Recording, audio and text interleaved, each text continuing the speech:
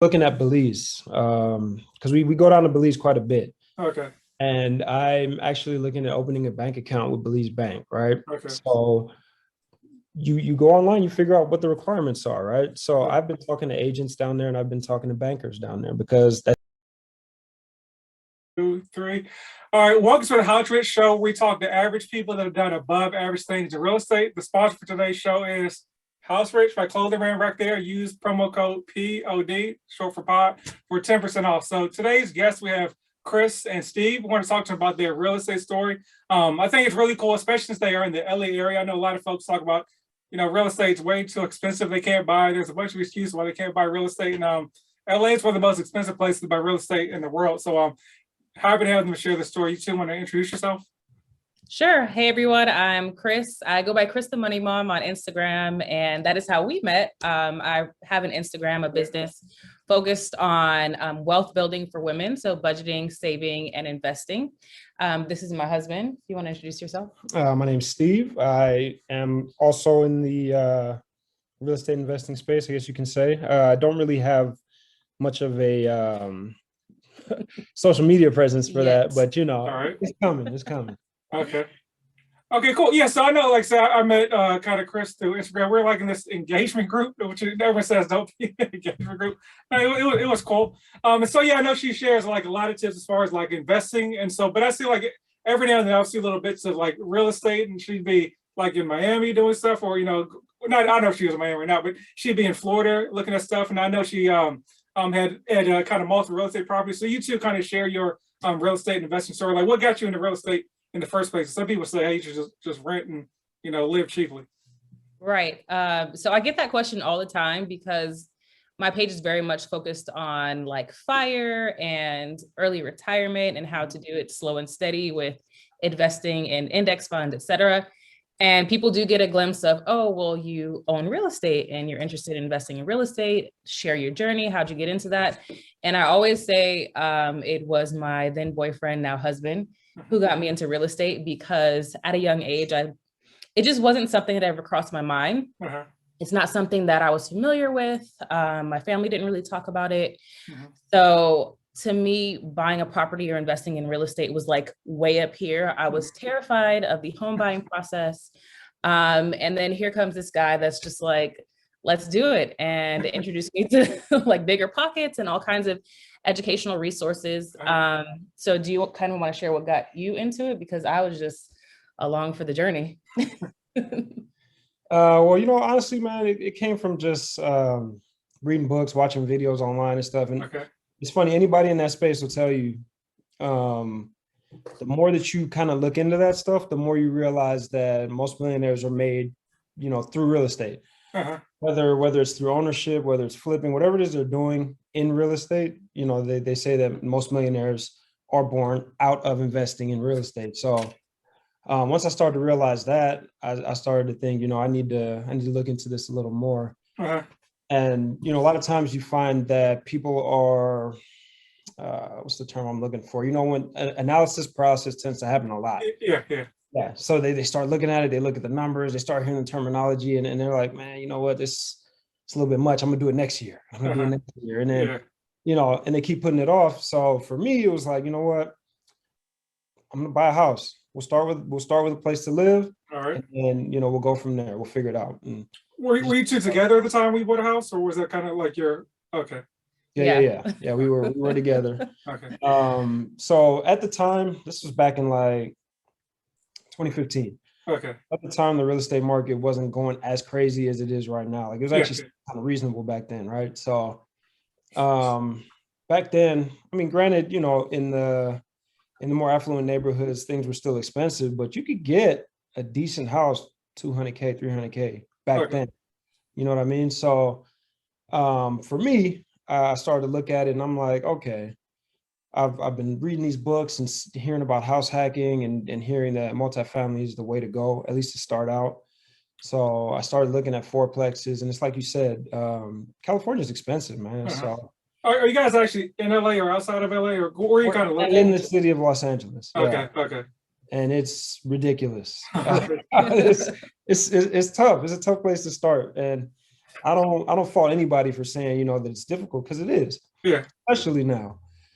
But one thing I can say is that I'm glad we started multifamily first, Okay. because that really gives you the wiggle room to move forward, Yeah, definitely. Yeah, a lot of times people tell you, hey, a house is your best investment. But a single family house, let's be honest, it becomes a liability if you can't afford it. Okay. Well, multifamily, at least you can get a tenant and have somebody start to help you cover that expense. Or even if it's a single family with an ADU, which I don't want to get too technical, but accessory dwelling unit in the Okay. back, you start to make some money from it, And so you talked about there were like books and stuff you saw online. Like what particular books were you coming across that kind of helped you? Man, so she mentioned it early on. I stand by bigger pockets all the Okay. way. Whether it's blog posts, books, just reading forums on the website. And this is by no means sponsored or anything like that. I just Sure. really like bigger pockets. The books are very well written, What's very Brandon simple. Turner's book? Um, About the Burr method. I yeah, just yeah, can't yeah. ever remember the title. Okay.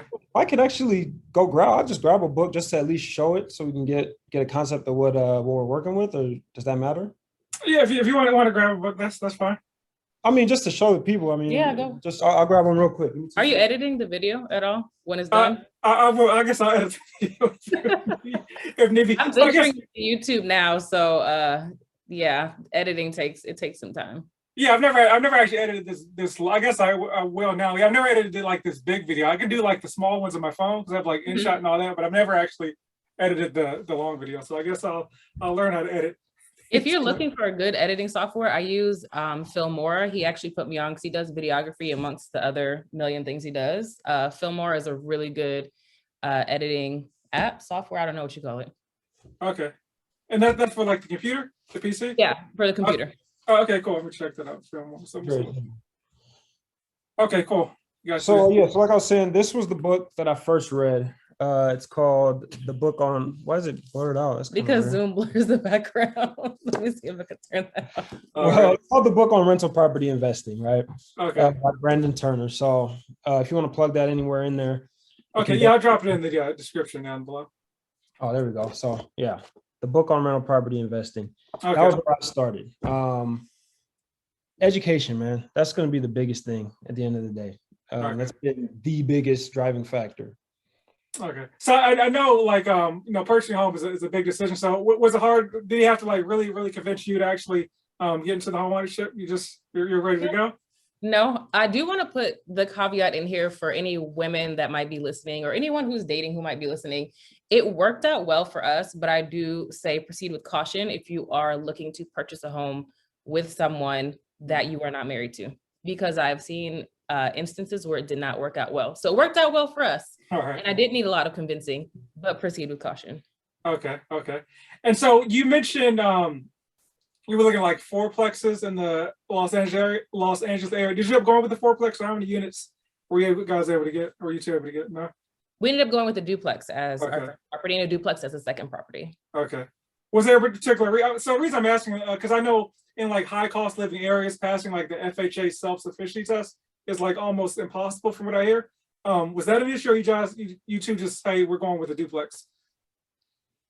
So that's actually true. It is kind of difficult to qualify, for enough to actually purchase, because when you're looking at 4 units, you're talking $700,000, $800,000 properties easy in Los Angeles, and that's cheap. And on average, the average FHA home buyer is probably going to qualify for closer to like 5 or 6. Okay. So that may very well put most people in the duplex category. But I don't think that was really the issue for us at the time. I think it was more of what we could handle. You know what I mean? Being brand new investors, jumping straight into a fourplex, could we do it? Yeah, but the issue then becomes is now you're managing people on top of managing property. Yeah. If you don't know what you're doing, and if you don't have the funds to cover that, you're going to put yourself in a hole a lot faster. Okay. So how did you go about managing people? Like, did your first property, did it come with a tenant? Did you have to find tenants, or how's that life being a landlord? So we actually had to man, listen, she was doing open houses. She was in there for hours a day, like meeting people, interviewing people, trying to make sure that, you don't have a meth lab getting built in your back house. You know what I mean? I think the biggest thing that people need to realize if they are going to get into this space is that it's a business. You're not buying a house and then renting it out to somebody just so you can make a little income. Like, it's a business. You need to know who you're putting in there. You need to know what it's going to cost you monthly to be able to manage those different variables. So talk about how do you manage, how do you figure out what like your cash flow is going to be like? Because I know obviously it's more than just, rent minus or mortgage minus your rent. How do you guys figure out what was a good deal for you at the time? So yeah, that's actually really important. So for me, it came back down to knowledge, learning all the little ins and outs. There are certain things that people don't think about when they're calculating cash flow. You'll get somebody that tells you, "Oh yeah, man, I'm cash flowing $1,500 a month," and then you ask them, "Okay, well, how much are you putting aside for this, and how much are you doing for this?" And and then you realize, okay, so you're really cash flowing like $500 a month after you account for all those different expenses. Because what happens to a lot of landlords and why they end up quitting is that they go into it, they think their cash flow is this, and then their water heater goes out and they get a hole in the roof. And now you're like, well, damn, I don't have the cash for that. What do I do? Yeah. You know what, landlording is terrible. I'd never do it because, you're never ready for this, and this, but you didn't plan for it. You know what I mean? Yeah, those capital expenditures can be a killer. Because that roof will need to be repaired. Maybe it's 10 years, maybe it's 15 years, but you got to put that money aside. And especially here, LA is while it's a beautiful city, don't get me wrong, people love it. Duct tape. Yeah, man, LA is down bad. Like, most of these properties were built in the 20s and 30s, looking at old buildings. So for you to come in and think you're not buying something that's going to have some issues is highly unlikely, unless you have that kind of money and you're buying something that was recently built. You're coming into some problems. So that's a good point. So I know like LA or as California in general had just a bunch of laws for everything. Are the buildings like you find like super old because there's a bunch of like code issues now that folks don't want to have grandfathered in? Or is it like super expensive to like do repairs and stuff, do like codes and stuff in LA? That's I think that's one of the big issues. So here's the thing. If you have a property that's grandfathered in and all of its issues fall into a category where you don't necessarily have to repair it, the problem is once you start to open that can of worms, now you're required to fix everything. So that expense starts to pick up real fast. You know what I mean? Because everything has to be up to code. So you can't bring up one portion of it, bring that portion up to code and not bring everything else with it.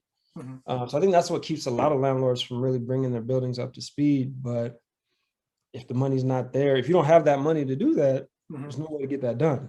Have you two had to go through that process of bringing stuff up to code? You've been lucky? What about the bathroom on the first property? Right. So we were actually able to do a full bathroom remodel, but again, that wasn't cheap. Like they have to go out and get all the permits, and like you said, LA, there's a lot of red tape. There's a lot of things you got to be concerned with. So when it comes time to start rebuilding and revamping things, yes, it's expensive. So we've experienced it to some degree, but I think we're going into that dangerous space of like, hey, we're gonna have to start spending some money on these places.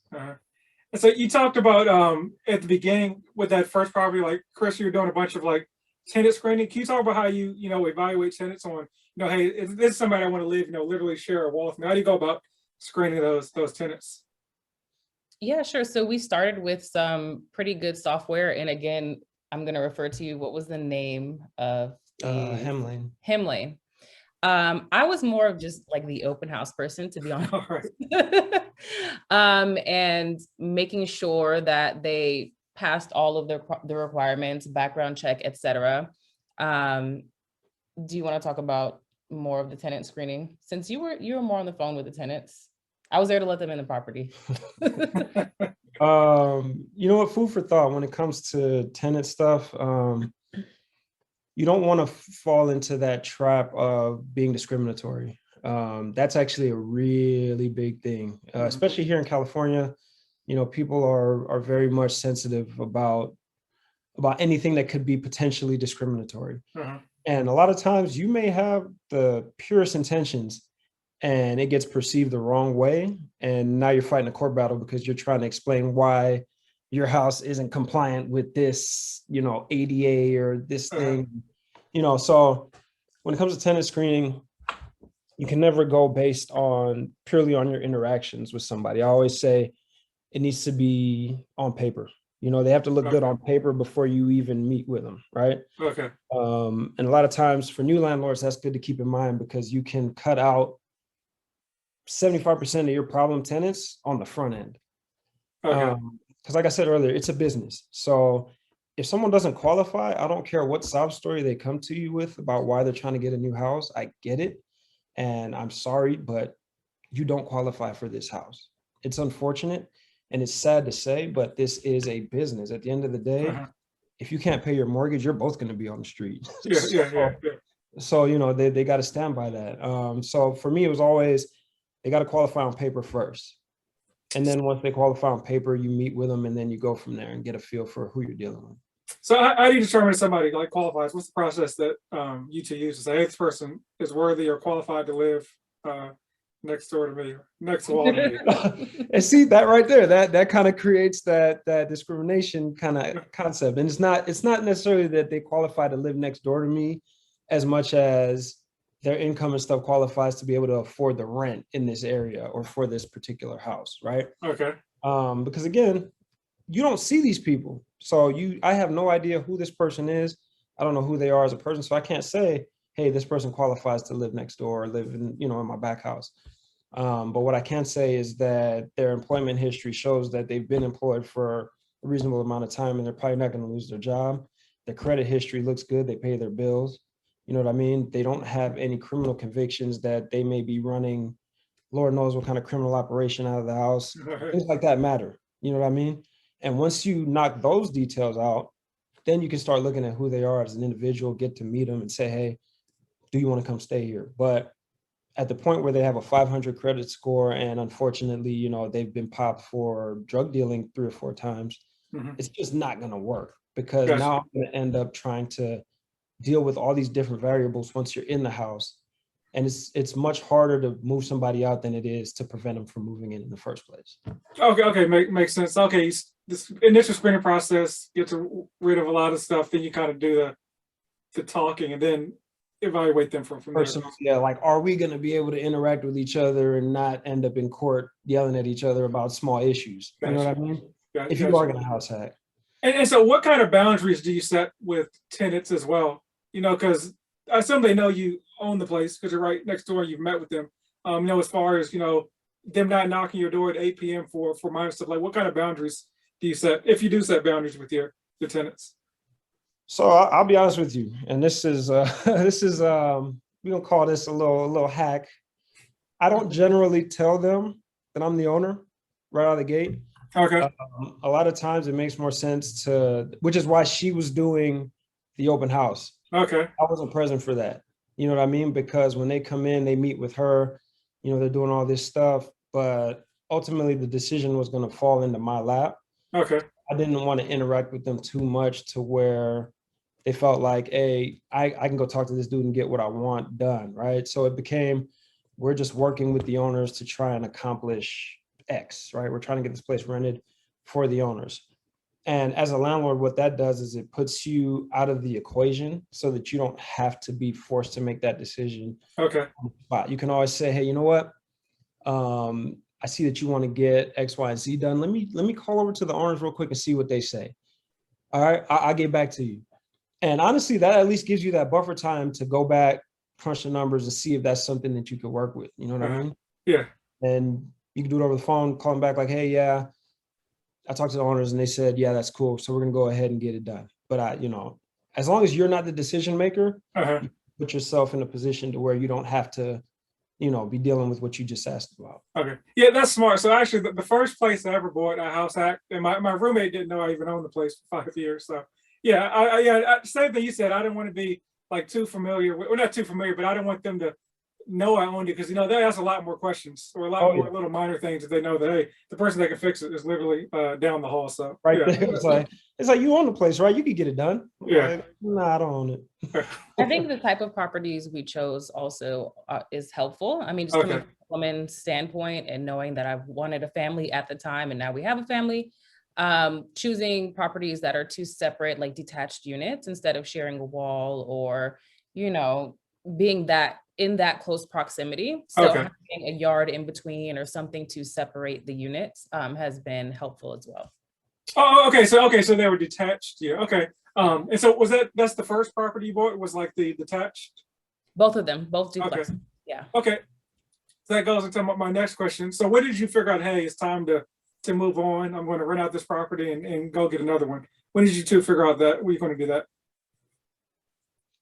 Well, you know what? Honestly, man, it came down to numbers, That's right? exactly what I was gonna say. Yeah, it came down to the numbers. When we first bought the place, our goal was to be in and out of there in a year and a half. It ended up taking closer to like almost 4 years because we weren't able to put together the money, first of all, right away. So we had to save up over time, and we were able to pull some of the equity. And that was what really made that first purchase so great. Okay. The equity position. We were able to pull like maybe 60 or 80,000 out of that place within 3 to 4 years, that's unheard of in other parts of the country. So to be able to get close to 100 grand out of that place in such a short period of time was actually beneficial, because what that did was put us in a position to be able to purchase another one in the LA area, Okay. But that place itself, was it like you were just in position at that point, like, hey, we're just trying to rent this out, we're going to cash flow and kind of start building our empire? Is that the plan, to kind of keep getting more and more properties? Absolutely. So I mean, I hate that it keeps coming back to Bigger Pockets, but in Bigger Pockets, they talk about this thing called the stack, right? Okay. So with the stack is basically the concept is that you'll buy a certain set number of units, and then you just continue to double it, right? Okay. So you buy a duplex, you wait until you get in a position to be able to buy a fourplex. And then from the fourplex, same thing, you let the equity build, you pull from that equity if you need to, or you save up, or you make money doing other things. And from that fourplex, you get your 8 unit. The cash flow from that 8 unit is going to put you in a position to where you can now purchase your 16.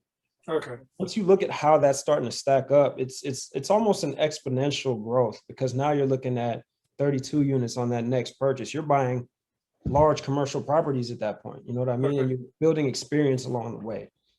And I think that also plays a lot into it. It's not all about money, because then, we could get into financing and different creative financing options and on all kinds of stuff. You know what I mean? Yeah. So, sorry, go ahead. No, go ahead. So I was going to say, I apologize, I can't remember if I asked this in the pre-interview or during the actual podcast, but I know you purchased your first home with an FHA loan. Then you made the decision to purchase this second property with FHA loan, right? Because you two were not married at the time. You talk about that decision to kind of do that. Yeah.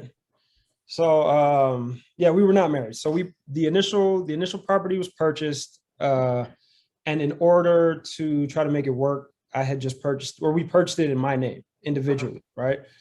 So I held title as a single man, because at the time we weren't married. And it's like she said, she felt like she was taking a huge risk. And you put your money into something, you definitely need to think about that. Don't get in bed with somebody unless you know that it's like a safe bet, right? Because I could have just ran off, hey, you know what? This is done. I'm gonna keep the house, have a nice life, right? Not what happened, but it can happen. So definitely food for thought, right? But yeah, the place was purchased with me, single man, and then we ended up, I don't know if we got married before here or after. After. So at the time that we purchased the second property, we still weren't married yet, right?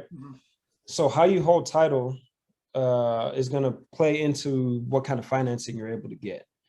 At the time, because we weren't married, she was able to purchase the property in her name, and then we held title as joint tenants. Okay. So FHA has some loopholes in that, even though I owned a property that was FHA backed, I was able to go on title with her on this property because it would be her primary residence, which I was just assisting her in being able to purchase, right? Okay. So theoretically, yeah, you can't hold two properties with FHA financing at the same time, especially not this close together, like in terms of proximity. It wasn't refied to conventional first? No. No. So basically, by just going on title as a joint tenant, who's basically just helping her to achieve the financing, we were able to acquire that second property in both our names.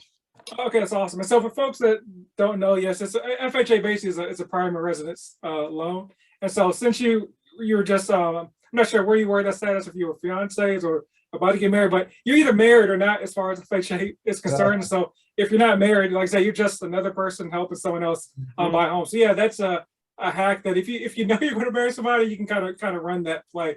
And so even with me, like the home I'm in right now, this single family home, me and my fiance now wife are going to get married like in like 3 weeks after closing. But our loan officer pulled us aside and was like, hey, I know there's only 3 weeks, but he said it seems like beware, you never know what can happen putting somebody on title if you're not married. So yeah, that is something you got to make sure you really, really feel comfortable with that person in a lot of aspects. And so have you guys sold any of the properties? I know, like looking at Chris's page, I know you were talking about using the 1031 exchange at some point in time, or how did that come about? Yeah, so we had planned on doing the 1031 exchange on the initial property that we bought, especially, I'm always impressed by the numbers. We had bought it at 380, which now I look back and I'm like, we bought a duplex in Los Angeles for how much? 380,000. If I saw one now Oh man, for 380, oh my man. gosh, a steal. And it had gone up so significantly in value. We had planned on doing the 1031 exchange. Do you want to talk about a little bit about what happened and why we're not going that route? Do you want me to kind of break down what a 1031 is, or? Yes, please. Yeah. Okay, so ultimately, 1031 exchange is just it's ultimately a tax deferral. So basically what it is you're selling one property and you're moving into another like-kind property of a higher value, ultimately. And you're deferring the taxes. So basically you're rolling the profits straight into this other purchase without having to pay taxes on it until you intend to sell. One thing I can say is when it comes to a 1031, you need to have all your ducks in a row, right? Because there's a time limit between the time that you decide to sell that first property and when you need to identify the next property. The problem that we ran into and why ours fell through is that the listing agent that we had for the initial property, the one that was supposed to put it on the market and get it sold, she didn't necessarily market it correctly. So it sat on the market for a good 60 days before we were actually able to even try to identify another property that we wanted to purchase. Okay. So while we were waiting, I started to look at it. I'm like, okay, we have about 150,000, 200,000 in equity, and we were going to roll that into another purchase. But then I started looking out of state, and I know you mentioned that earlier. I started looking out of state, and I thought, okay, we could 1031 into a bigger property here, or we can just refinance, do a cash out refi, take that money and roll that into something cheaper out of state that's probably going to have a higher cash flow. So especially looking at what we wanted out here, like a 4-unit easily goes for $1 million. They're over $1 million now, man. And that's in the hood. Yeah. Yeah, you $1 million doesn't get very far. It doesn't get very far in California anymore, man. So the 1031 is a very useful tool if you already own property. Very useful. Because in reality, you never really have to pay taxes on that if you just keep rolling into bigger properties. Yeah. Granted, when you do eventually decide, you know what, I want to sell and cash out, you're going to get hit hard. But if you don't sell, if you just hold on to the properties as you move into bigger and bigger assets, you never have to really pay taxes on that because you never really realize those gains. Yeah. So it's definitely worth it to look into. Yeah, because as a loan officer, I first got introduced to it about 5 years ago. And like I said, I thought it was an airplane. It was a guy who was like, I want to do a 1031. Because he was the guy that like he literally flipped jets. So I was like, oh, I think like I knew what it was. And I called my manager. I was like, what in the world is a 1031 this guy wants to do it? And so like he's done 3 of them like in 5 years. So like you said, he just kept rolling over the 1031, just like every year and a half he called me, hey, I'm getting a new property, I'm selling this. And so Yeah, it's definitely a great tool. That's game right there, Yeah, man. it's a never pay taxes on. And so you two mentioned that you were looking out of state. So why is that? Was it just because it's too expensive in LA, or just you're looking to? I know, Chris. Well, I guess you both travel a lot. I see you're always on some beach. It seems like somewhere where you're like, hey, I want to buy a place because we're going to a bunch of places anyways, or kind of what's the decision to go out of state? That's what it is for me. I mean, Well, for me, one, it's so expensive in Los Angeles. And two, I know I had toyed around with the idea of moving at some point to a different state. Okay. I don't know how I feel about that now, but I at one point wanted to live in Florida, move to Florida, and things are just so much more reasonably priced out there. And so are you looking actively, or is it just kind of like maybe in the back of your mind, or? so I'm actively looking, but it won't be to move. It'll be for short-term rental cash flow. So for me, it's not about the price point. I knew California was expensive. I accept that about California. For me, it's about the traveling. Okay. I really just like the idea of having a vacation home in Florida, Yeah. and my goal is to eventually go internationally, only because I know that not only will that make money, like a lot of money as a short-term rental, but it gives you a place to go and lay your head if you feel like traveling. You know what I mean? Mhm. And you don't necessarily have to go get a hotel or book an Airbnb. You already own the place. You just block it off on your calendar and you go down there when you're ready. You know what I mean? So that's kind of the big thing for me. But the income aspect certainly doesn't hurt. Also, I think you get more bang for your buck depending on where you go. Yeah, and this for may sure. just be me being biased against Los Angeles. How many people are really coming over here to vacation the way that they might be going to Miami to vacation with their family on the beach? And then if people are coming here on vacation, where are they looking to stay? And what is the price point and the places that they're looking to stay if they're coming to visit, Los Angeles? So I just think you would get more bang for your buck if you're looking at hot vacation spots elsewhere in the United States. So what would be the game plan to actually like manage that property? Because obviously you're literally on the other side of the country. So the biggest thing is having a team. You got to have boots on the ground. So I've actually flown out to Florida a couple of times, just to meet people and try to develop a network. So like I told you previously, this is a business. Yeah. This is not something you can do on a whim. It's not something that you just kind of, haphazardly do on the side when you feel like it. Like, it's a business. So you got to have people that are ready and willing to work for you. And you have to have the numbers in place to make it work for you, So if you do decide to buy out of state, you're going to have, property management. You're going to have an agent down there. You're going to have people on the ground that can kind of grease those wheels and keep things going. Otherwise, it's going to come to a screeching halt and you're going to feel it in your pocketbook. So how do you actually go about like vetting those people? Is it just a phone call? Are you looking at Google reviews, or how are you vetting those people? Even when we're looking at Texas, like knowing people who are already doing it and who their team is, and knowing that they've already had, they're tried and tested and have done well for someone that we know. So a lot of times it's going to come down to interacting with these people, finding out what they're charging for services, what type of services they're providing, what they're doing, and then putting that against other services in that area. I really hate to make this thing sound like just a big plug for bigger pockets, but that's cool. That's what it's coming back to. But that's the reality of it. There's forums online. So what I did was I went on the forum, I looked at Florida, and I said, hey, does anybody know a good property management company out here? And you're going to get 50 responses. And people are like, man, these are the people. Call these people. They're the ones. And you go to their website, and you got to do your research. You go to their website, you check them out, and you start to realize, oh wow, they manage this building and this building, and they work with this company. And you call them up and you talk to them, and they're like, hey, these are the services we provide. Boom, boom, boom. And you realize, okay, that's not bad. They'll handle the tenant relations. They'll handle the cleanup. They'll handle the bookings. If you are going the short-term rental route, and if you go long-term, they'll handle getting your handyman out there if something goes wrong. They'll handle the plumbing. You find a company that's going to do all that for you, and you find the people that can get it all done. And here's the thing, as quick as you hire a company, you can fire a company. You got to get into the understanding that terminate people when they're not doing, they're not handling the business the way you need them to handle it. And I know I sound very cutthroat. Yeah, that's what your money though. So yeah, it would be the same. Exactly. And so you mentioned international. Like, how do you purchase property? Are you looking to like purchase property in like another country? Yeah. So even with that, at the end of the day, it comes down to relationships, right? So we're looking at Belize because we go down to Belize quite a bit. Okay.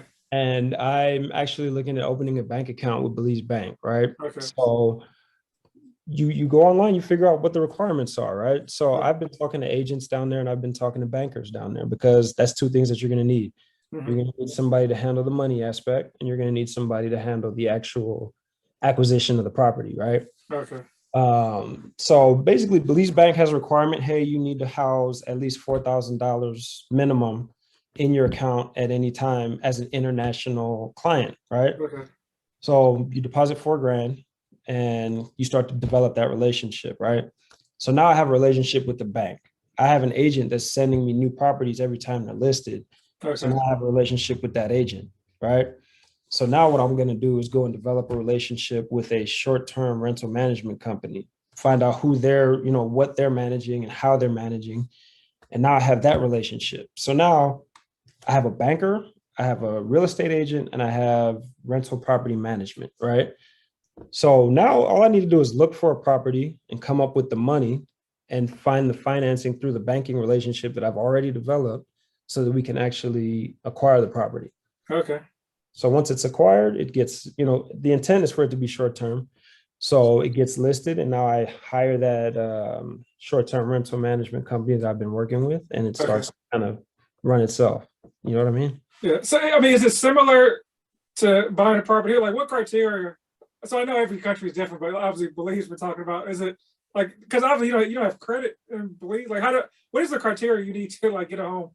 So that's just it. So every country is different, right? So you want to go to international investor-friendly countries, which Belize happens to be one of those, right? Okay.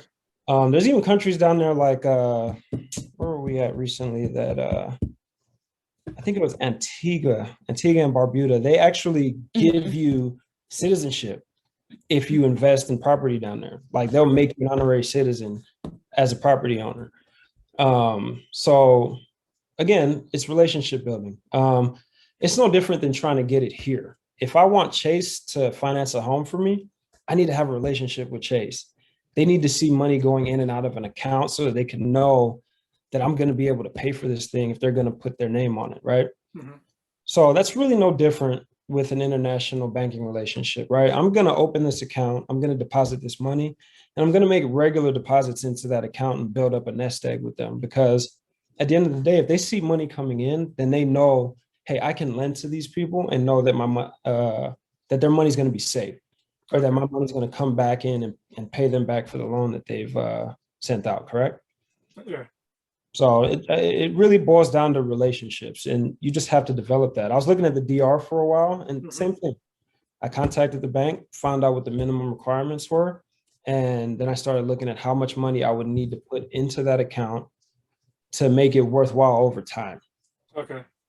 And, it really comes down to just asking the right questions. And if you have that question and you want to know specifically for that country what needs to be done, a quick Google search and a phone call, they go a long way. Okay. Google, where most answers are found. Google University, man. Yeah. Okay. Cool. I've never thought about that. I've always wondered how people buy it. I think you had to be like super rich to buy a home, and you had to throw down cash. But yeah, just Google it. That's what I tell folks about mortgages all the time. Probably 90% of the question you ask me, you can just Google. But yeah. Okay. Yeah. Huh. Granted, they require a little bit more down. So you're looking at probably like a 30% down payment. And what I find is that the financing terms tend to be a little different. So it's not just going to be like a straight 30-year fixed rate, 2.99%. Like it's not going to be very straightforward like that, right? A lot of times what you end up doing with international financing is 30% down. Then they finance 30% over a period of years. And then the remainder is on that long-term 15 to 30-year spread. Okay. That's something to look into for me and my wife. And yeah, I never even contemplated that, but it's Google it and figure it out. Okay, so I'll put that on my to-do list. Definitely, man. It'll be worth it. I know it's gonna be worth it for us. So it's worth it. Okay, so we talked about Cali, Florida, internationally. I think we've covered pretty much. I did not expect to leave the United States with this series of that's cool. And so jumping back to the beginning interview where kind of talked about how I met Chris just through being like on Instagram. You talk a little bit more about like your platform and how you like empower. I think it's directed at women, but everybody as far as financially. It is directed mostly toward women because I feel like our experiences are slightly different. And but the advice is for anyone. I get random messages. I get messages where men are like, is your advice for women only? Or like, can I use this advice? I'm like, please, by all means, utilize this advice. But yeah, I talk about budgeting, saving, and investing. Heavy focus on the investing in the stock market for women because it's not something that we talk about much. I've noticed a lot of the financial advice for women is how to save money on groceries and how to coupon and how to like, even manage your family's budget, but not how to build wealth and how to gain wealth in the stock market and even what to invest in. So that's kind of what I do on Instagram and now YouTube and my website. Did I answer your question? I went on a rant and forgot what your question was. That's cool. That was a good answer. So what inspires you to get on there? Because I know when I first started following you, like you didn't even post your face on there and now you're like dancing on videos and all. So what inspired you to even get on Instagram in the first place? I never thought I would be 7 months pregnant dancing on YouTube or on Instagram videos on Reels. When I first got on Reels, I was like, I'll never dance. I'll never like lip sync. I'll never do all these things. And now I'm just like, whatever's going to get the views. But I started my Instagram account as a way to track my journey. I'm going to talk about this a lot. I had a lot of financial shame. And I think it's important to know that our finances are separate. And that works for us and our relationship. So I did it to document my financial journey in getting out of debt. And I had so much shame that I didn't want to put a face to the account. I was like, what if like my family or my coworkers see this and they know all the bad decisions I made? The likelihood of someone finding me on Instagram was like slim to none, but I was still for some reason scared and nervous. And I followed certain financial gurus and realized that it didn't work for me and it wasn't good financial advice. So I continued to document my financial journey, grow the account, eventually shared my name and face and kind of changed the trajectory of the account from, budgeting and saving money and couponing and everything that is geared towards women currently and growing it into, okay, we can invest in the stock market. We can do X, Y, and Z. We can be like the, the men that talk about this. I feel like when you Google personal finance, you see a certain character online all the time. And it's not me. So I love, and I built a community of women around me as well that, I can relate to. So there's a ton of great women of color in the personal finance space that I surround myself with. But I wanted to share that journey from budgeting, and I just have to be debt free. I have to have, $0 in debt. And this man was like, have a 0 credit score, no credit score, whatever this man was talking about to, okay, how can you build wealth? How can you even use debt to build wealth? What is good debt? What is bad debt? What should you be doing? How much should you have an emergency fund? What can you invest in? How can you calculate how much you might need to retire early, et cetera? Because these weren't things that I heard normally geared towards women. So it grew, and now here I am. And I look to do this full time at some point. I'm creating an ebook and a course coming out soon. So yeah, that's where we are with Chris the Money Mom. So what is good debt? What is bad debt? Since you brought it up. Okay, so bad debt is high interest consumer debt like credit cards, personal loans, and I was over $100,000 in like bad debt, like serious debt. And good debt would be mortgages, anytime you're using, other people's money to build wealth. So mortgages, some people consider student loans good debt because you are using it to build your skill set, to make yourself more marketable, to earn more money. So instead of saying, hey, you need to be debt free before investing, what I teach people, and I always tell them I'm not a financial advisor. This is not, this is for education purposes only, but pay down your bad debt and then begin investing. So create an emergency fund, pay down your bad debt. You don't have to be debt free before investing. It's all about return on your investment. So if you can make more money in the market or more money in real estate by putting your money there than you are paying on your APRs and your debts, it is a good idea to invest. Because if you wait until you're debt free, especially if you're someone with as much debt as me, you're missing out on thousands upon thousands of dollars by sitting on the sidelines or sending all of your discretionary income to debt. And it just doesn't make good financial sense. Got it. Okay. And so my last question of the interview is so let's say you get $1 million. If for some reason you have to spend it in a week on like real estate adjacent stuff, it could be a house, it could be real estate related. Like what would you do with that? $1 million, you have like a week to spend it, and you don't get it. So if it's $1 million for me, I don't know what he would do. I would use it to buy more multifamily property. And I wouldn't buy it outright in cash, like $1 million for one property, because again, especially if I'm doing it in Los Angeles, $1 million is going to get me one property, maybe two. But I would use it as down payments on more multifamily property if I had to. I don't know how I would execute that in a week, to be honest. I didn't really think out the questions. I just started asking folks this question. But yeah, that's what I would do to increase monthly cash flow. Okay, cool. That is the end of the podcast. Once again, where can folks find you both at? Sure, you can find me at Chris the Money Mom on Instagram and on YouTube. And my website is christhemoneymom.com. Again, I talk about building wealth for women, but for anybody, you can still utilize these tips if you are not a woman. Intro to stock market investing, etc. My I'm working on getting him comfortable enough to build up his Instagram account and his social media. He should have a cameo in your videos every now and then. So he is not currently active on social media, but I do share bits and pieces about our real estate investing journey as well on my social media page on Chris the Money Mom. Okay. So feel free to share.